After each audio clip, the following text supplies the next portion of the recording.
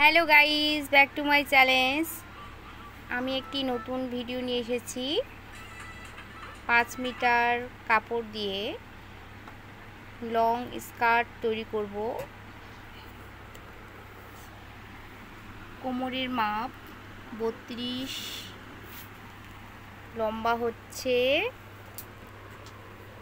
40। আট করা হয়ে গেছে।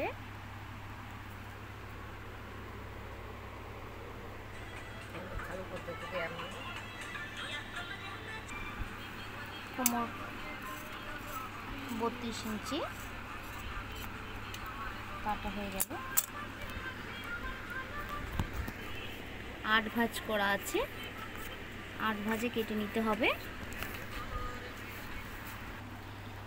কাপড়ের বহর ছোট হলে অনেক সময় রেপার কাটতে নিচের কাপড় দিকে শর্ট হয়ে যায়। এটা জয়েন্ট করতে হবে। এটা এক্সট্রা কাপড় এর ভিতরে ঢুকিয়ে এটাকে